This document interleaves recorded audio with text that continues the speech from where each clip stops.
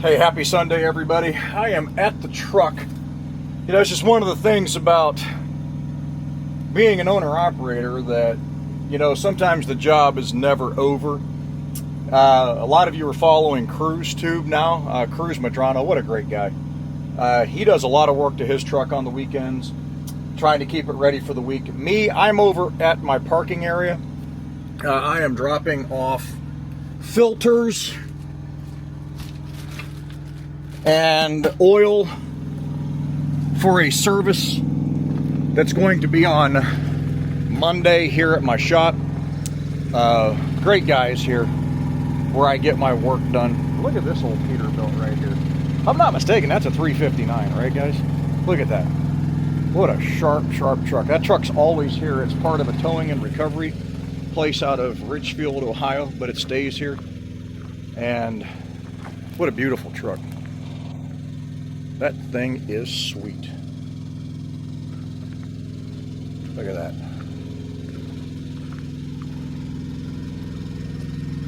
Side mount, polished out hydraulic tank. Look at that. That is sharp, people. What a nice looking truck. Raisable bed. Wow. That is sweet. And then my Ram, in case you guys are wondering, that's my driver when I'm at home right there. Gasoline, not diesel. I don't want any more crap like DEF in this truck. So, yeah, but we've got this ready for him for Monday. But right now, what I have to do is replace this turn signal, that marker light. If you guys can see it, this water level in here, that's the factory light. Those things suck. They're terrible.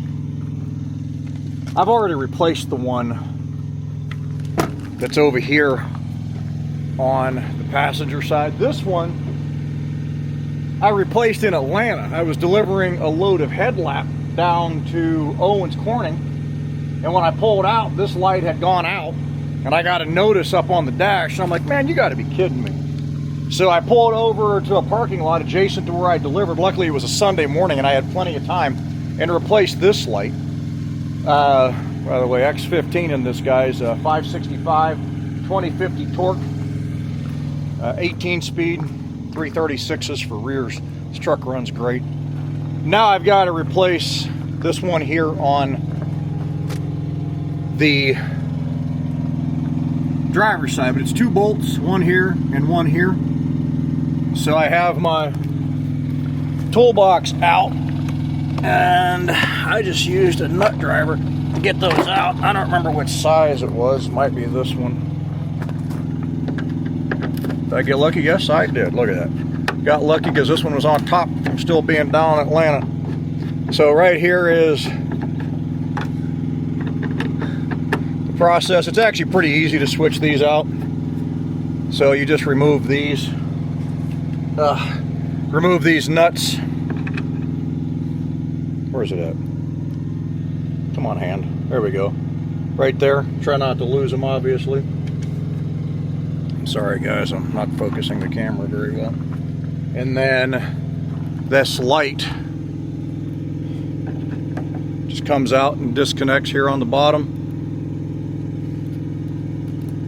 Right there, and then you put the new one back in. So that's what I'm going to do now. I'm going to get this done, get it fixed up,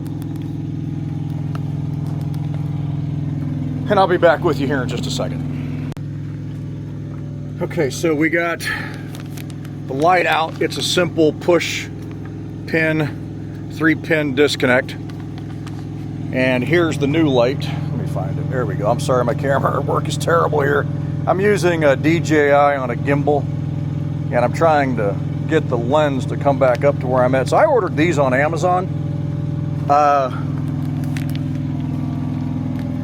Fairly inexpensive, especially compared to the dealer. Oh gosh. You know, the dealer wants probably $60 to $70 for this stupid light right here. I have one over on the passenger side that, again, it's held up just as good. I've had this truck for what, a year and 7 months, a year and 8 months, and that's all that light's lasted. Didn't even make it 2 years. So anybody talking about how the dealer has these wonderful lights, and then there's the new light right there, has the weather seal on the back, everything's all set. These factory lights suck, full of water, leaks water, and they charge you a fortune. I think I got these 2 lights for 10 bucks a piece, and I ordered a 2-pack. So I'm gonna get this put back in. See if I can set this up on the hood of the truck. There we go. Hopefully you guys can see all right. We'll get this done.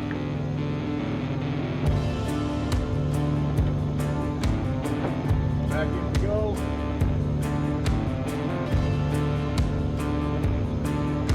Feed the bolts back on. Quick test.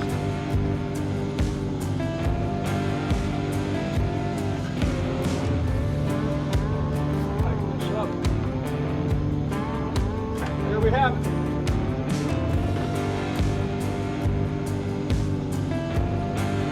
Simple fix. Screwdriver, bad light, a nut driver, job's done.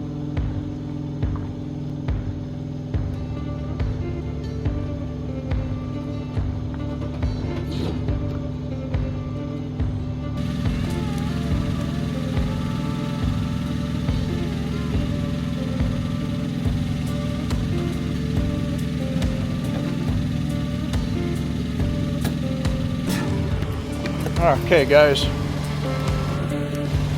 here we have it. This is a 2024 Peterbilt 567. If you're new to my channel, I have been at Oakley Trucking now for be 3 years next week. Next week is my 3-year anniversary. I've been in End Dump twice when I started, and now back in End Dump. And I've also been in pneumatics and vacuum pneumatics. Go back previous videos, you'll see where I have a lot of footage and a lot of video of the work that I've done. This truck is 273-inch wheelbase. Again, X15 Cummins, 565 horsepower, 336 rears, 2050 on the torque. Runs like a top 18-speed manual transmission. I have my side-mounted wet kit that runs the hydraulics. It's noisy with the APU, bear with me, but that runs that hydraulic line right there, which is disconnected right now so my mechanic can take it in. And right now the inside of the truck, it's not the cleanest, but I'll do a quick interior for you guys. It's been a while. This truck is laid out, owner operator spec, dual leather seats in it, both air seats, digital dash in the truck. Here, let me show you guys if you've never seen this. So turn the key, dash starts to fire up. Here, the APU shut off. And then you'll see the dash cycle as it begins to perform its pre-checks before it starts. And we'll go ahead and let this thing run for a hot minute.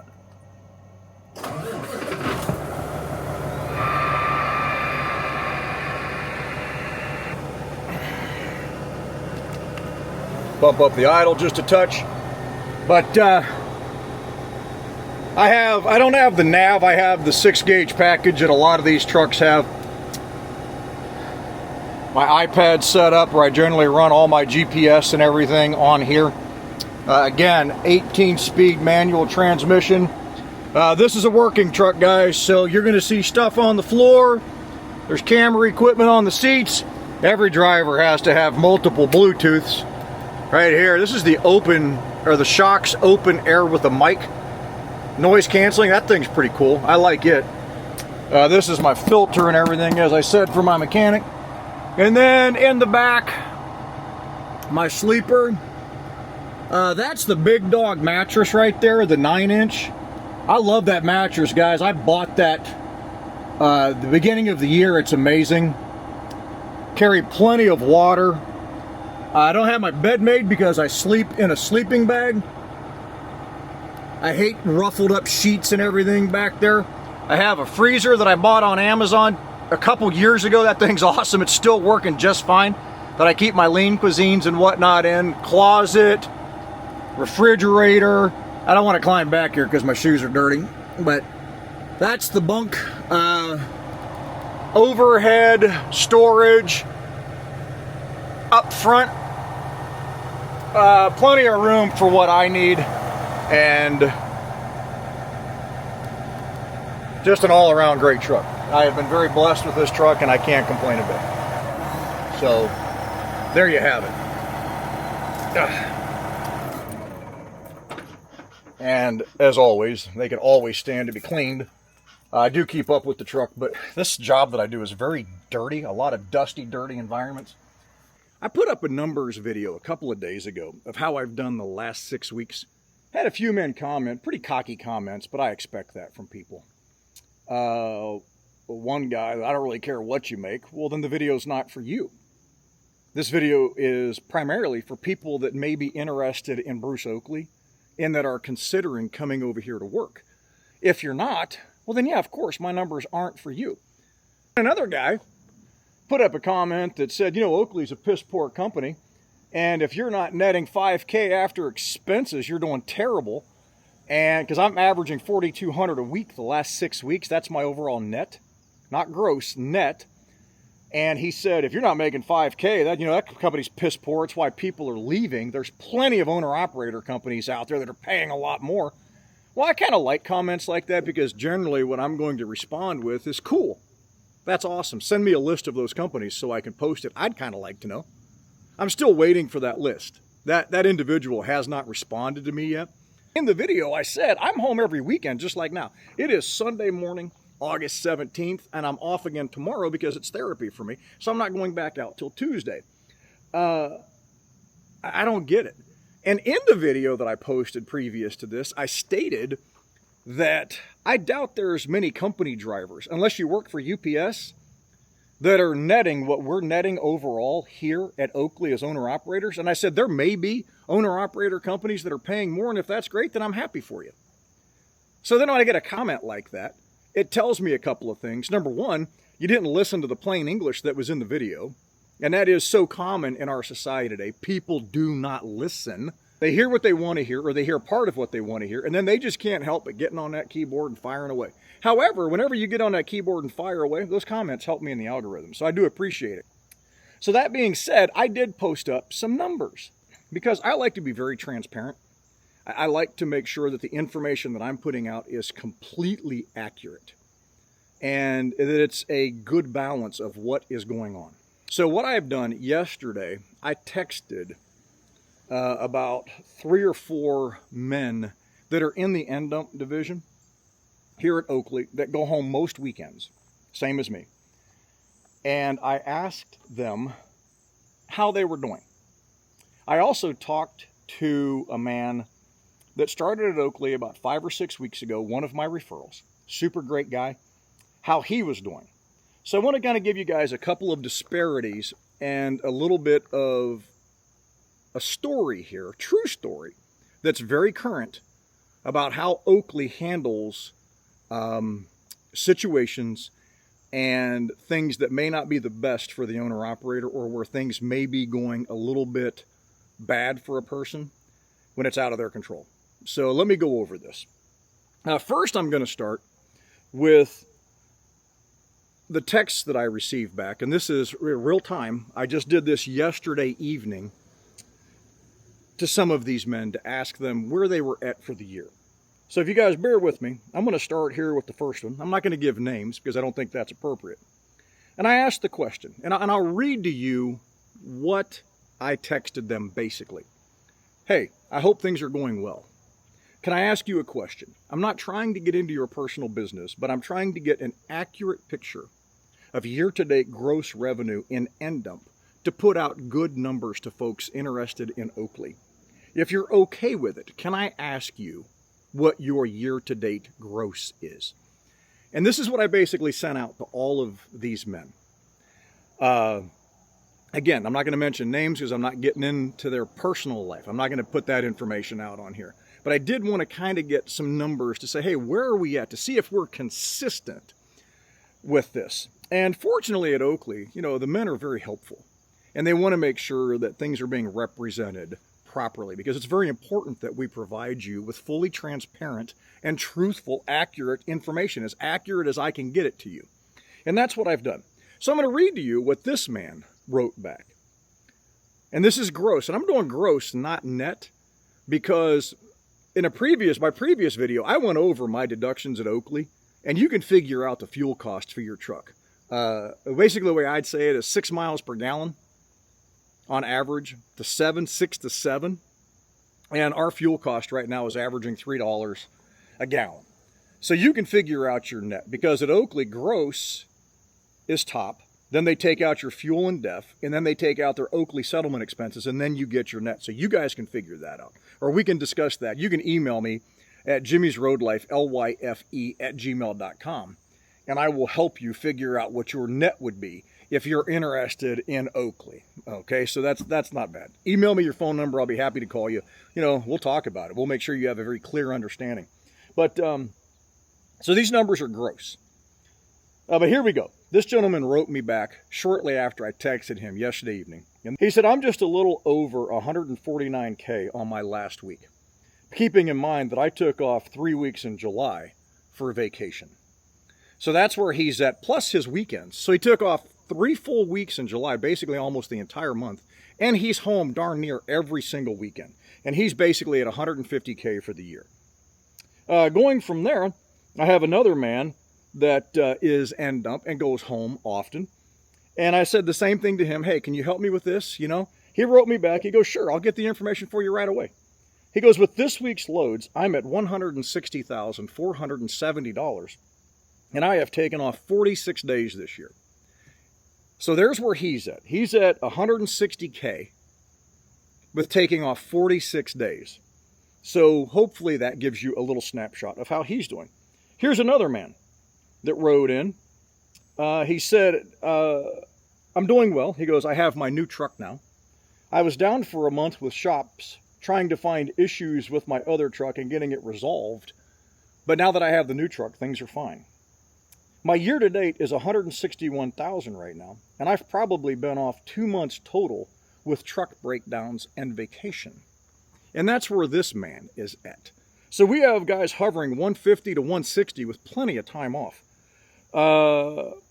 There's another man. This is, I actually asked Cruz. I reached out to him yesterday. By the way, here at Oakley, you know, there's a number of us that are on YouTube. Paperboy, Cruise Tube, Rob Holly, myself, Tanner left. He's over at Autumn now. We're not enemies and we're not competitors. We all just like doing this. So there's no competition between us and divisiveness. I talk to Cruz somewhat regularly. I don't really talk to Paperboy all that much. He's a super nice guy, but we just never really connected that way. And to give you guys a little info on Paperboy, I don't know this to be completely true because I haven't talked to him. But he's doing fine. He's working away. He's taking a break from YouTube. He is. And his son was working with him on his channel, helping him do a lot of editing. And again, I have not talked to him. This is just what I've heard, so you take it for what it's worth.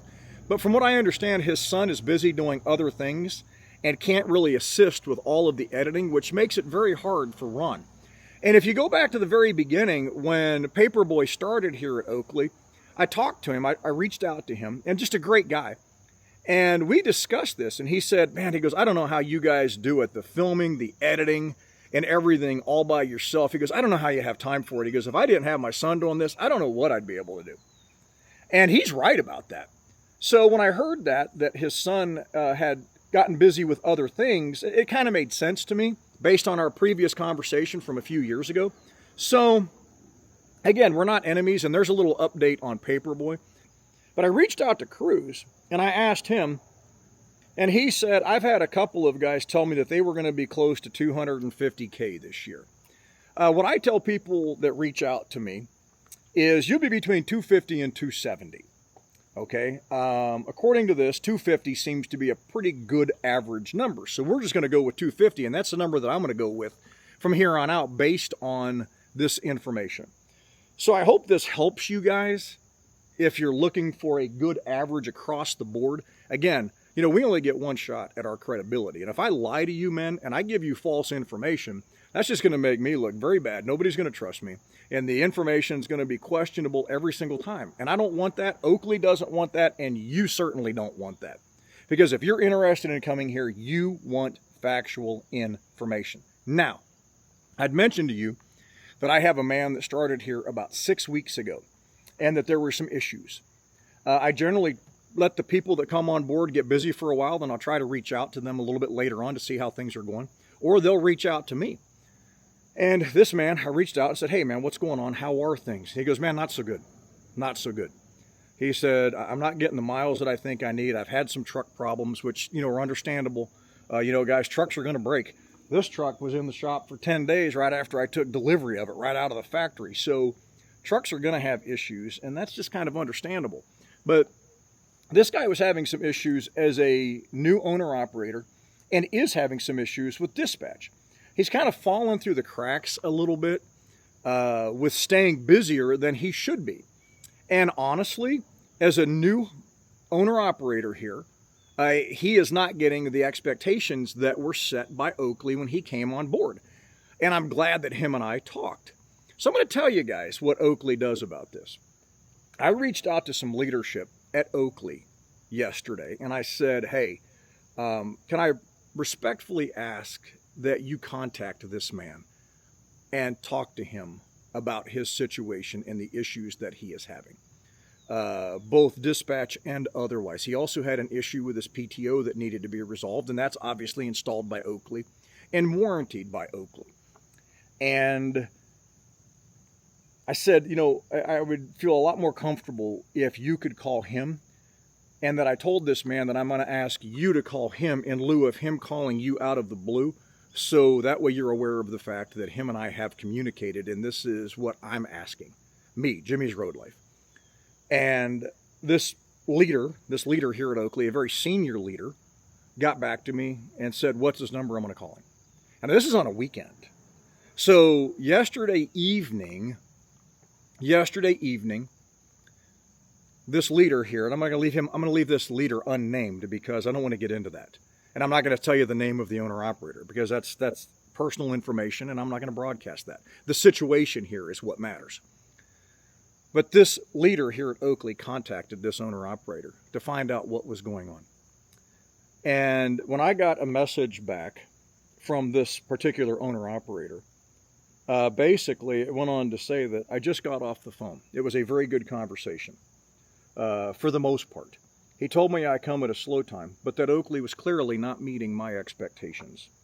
In the end, he was very receptive and caring to my concerns. He said that there were definitely some issues that could be addressed, and there's some that we just kind of have to see how it goes because of the economy. He said, we'll visit this on Monday for sure and see that it gets corrected. Okay, so that being said, why do I bring this up? Because that's from the owner-operator. Men, women, if there's a problem here at Oakley and you handle it professionally, they are not afraid to admit when they've basically made a mistake, effed up, whatever you want to say, and we need to course correct. I received a message back from this leader at Oakley yesterday, and it read, I've just talked to him. It looks like we've dropped the ball, but we're going to make it up. Thank you for letting me know. And you know, every single time I've had an issue, and men, women, I'm going to tell you, very few times have I had an issue with this. Oakley has fixed it. If it's something that's within their control, they fixed it and corrected it and made sure that it was right. Because again, we only get one chance at our credibility. And this is one where if you're having a problem and your expectations are not being met, address it. Professionally, of course, but address it. Don't get angry. Don't cop an attitude. Don't sit there and fester and let it boil and stew, okay? You've got to speak up and say, hey, you know, I'm experiencing this. Is this normal? Is this what happens? Because the answer is no, it's not. There's an anomaly here, and we need to get it corrected, and that's exactly what happened with this individual, experiencing an anomaly situation, and it needed to get fixed. And this is where we stepped in. I stepped in. Again, this man was one of my referrals. So I feel that I have an obligation to see to it that what I told him is accurate, that what Oakley told him was accurate, and that if there's a problem, we address it and get it fixed. And that's exactly what I did. That's exactly what he did. And it appears right now that this is going to be taken care of. And that is one of the things that I like about Oakley. Oakley doesn't cop an attitude. They don't get defensive. They didn't tell him, hey, man, F you. You know, sorry, can't help you. Sorry about your luck, buddy. If you don't like it here, go somewhere else. Okay? Because that's just not how they operate. And I promise you, if somebody does say that here, and I've heard that we've had some young dispatchers that have said that over time, that'd be a bad thing to say to me. Well, if you don't like it, you know, there's other companies. Where do you want your trailer dropped, buddy? Because I'm out of here. Don't you dare say that to me. See, but the leadership at Oakley really isn't saying that. What can we do to fix this, especially if it's within their purview and it's something that they can take care of? So that's wonderful. I have a text in the truck. It's not in my phone. It's still on my iPad from a man that started here about a month ago. He was not one of my referrals, but he reached out to me after he had applied and said, hey, I can't give you a referral, but I have some questions. Can you help me? Well, absolutely. What you got? And I helped him out, gave him some information. Well, that man and I ran into each other, ironically enough, last week in Jackson, Mississippi. I had a customer. And he had texted me and said, hey, were you at the Loves last night in Arkansas? I was. He goes, yeah, I was parked down on the end. I'm going to Jackson, Mississippi. I said, well, I'll see you there. I'm here now delivering.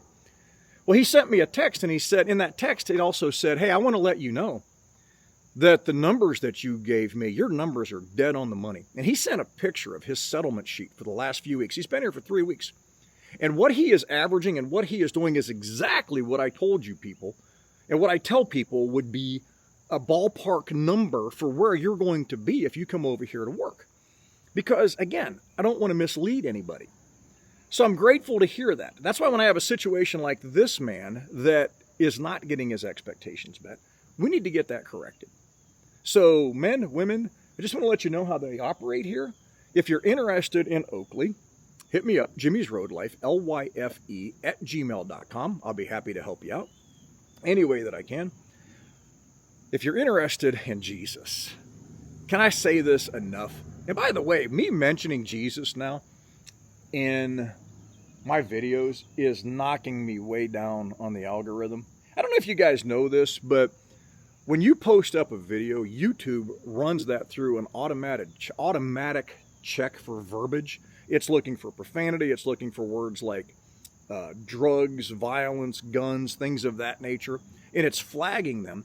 But unfortunately, in our world today, we have computer systems and algorithms that flag spiritual things when you're talking about Christ and God and things like that. Now, the good thing is that Rogan, if you guys have watched Rogan, he has so much on his channel now, on the Joe Rogan podcast, where he has people of faith. I think it's just amazing how God is working through Joe Rogan to reach more people with his message by the guests that he's having on. But for guys like me, the channel's knocking me down, or the verbiage and YouTube is knocking me down because I reference Jesus in all of my videos now. And I'm not looking for sympathy. I'm not looking for anything, oh, wow, Jim, good for you. It isn't that, because that's not the purpose of this. I'm just letting you men know. And what I want to bring up to you is something that Denzel Washington said just recently. Excuse me. I read this yesterday, and here's my spiritual message for today. He was doing an interview, and you guys can go, I think it was on Fox, and look at this. It was just posted overnight. He was doing an interview for, I don't know if it was a magazine or a show or what, but anyhow, it's about a movie that he's directing or has coming out, something like that. Him and, not Ice Cube. Anyhow, one of the other famous directors was on there with him. And they said to him, well, do you think you'll get the credit that you deserve, or And he said, I'm not looking for credit from people. I'm not looking for followership. And he said, everything I do is for the Holy Spirit and God Almighty, basically, and Jesus. And this interviewer said to him, well, yeah, but by doing that, aren't you going to lose followers? And this is what I love about what Denzel Washington said. He goes, you think I care about followers here on earth? He said, you think I care about an Academy Award? He said, here on earth, I get followers. Oh, I know what it was. They asked him about cancel culture. Let me take a step back. They asked him about cancel culture. And he goes, well, what exactly is cancel culture? He said, to be canceled, you have to subscribe to something. It has to be that important to you. In other words, in order for you to be canceled, you have to basically be followed by a bunch of people that you care about what they think. And he said, I don't care about that. He goes, you get awards here on earth from people that you've appeased to make them follow you by saying something that they want to hear. But in heaven, you're getting rewards from God Almighty for saying things that are important for Him and not what people want to hear down here. He said, I would rather have rewards when I get to heaven than awards here on earth. And I would rather know that God says, well done, my good and faithful servant, than down here on earth for people to say, oh, we accept you because you're saying what we want to hear and you're not offending us with your speech because you're talking about Jesus. And you got to go read the article to get the whole message of it. But this is my spiritual message for today. You know, we care about that so much. Like I mentioned in every video, and I'll say it now. If you haven't subscribed, please subscribe. Hit that like or dislike button because it helps me with the algorithm. But you know what?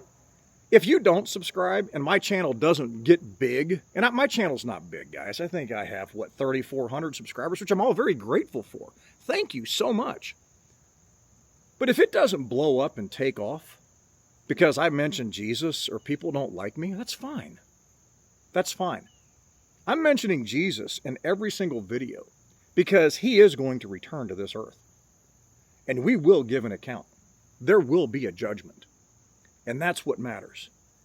Awards here on earth, rewards in heaven. And I think the greatest reward that you could ever be given is to show up at that judgment and to hear the words, well done, my good and faithful servant.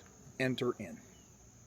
As opposed to showing up at that judgment or at the door and Jesus saying to you, away from me, for I never knew you. That'd be a real bad day. And that's why I do this. And I say these things at the end of my videos now. Because it matters. And because it's important. And it's because I care about you. And I care about what happens on that day when you stand at that judgment. The words that are going to be spoken to you. So keep in mind, folks, that it isn't about followership. It isn't about how many numbers you can get. I know we live in that society. And certainly, I care about how many views my videos get. Why do I care? Because that means that more people are receiving this message about Christ now. But keep in mind that, it isn't about what society thinks. It's about living a godly life as best you can. None of us are perfect. I'm far from perfect, people. But living a godly life and making sure that what you're doing is proper in God's eyes as best as you can be. And not about what people think. Men, lead, don't follow. That's the problem. We have a heck of a lot of followers in this world.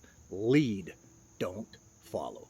I'm going to end it on that. Again, Jimmysroadlyfe, LYFE @gmail.com. If you're interested in Bruce Oakley, reach out to me. A quick note again, if you found value in these videos and they've helped you, I would kindly ask that you reach out to me if you're interested in Oakley before you contact Oakley.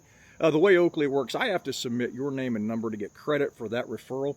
They compensate us for that a little bit, guys. We do get a bonus, and I really appreciate that. It helps me and my family. So if you found value in this and you could give me the courtesy of that, I would greatly appreciate it. I also want to help you, and I want to be that resource for you as you channel over to come to Oakley if that's what you choose to do. And I want to be there for you once you get here, just like this man that is having an issue. That's what I'm here for. That's what I'm doing. That's why when I ask you to reach out to me, it isn't just so I get to say, hey, thanks, I'm going to take some money and run. No, it's because I want to be here to help you out. And I'm going to do that regardless. But that's what I want to do. Make sure that you have an advocate behind you or someone that you can ask a question to. Someone you can reach out to say, hey, is this normal? No. Or, yeah, it is. And in some cases, it may not be what you want to hear. Thank you very much, guys. God bless you. Hope you're having the best day of your life. We'll catch you down the road. Peace out.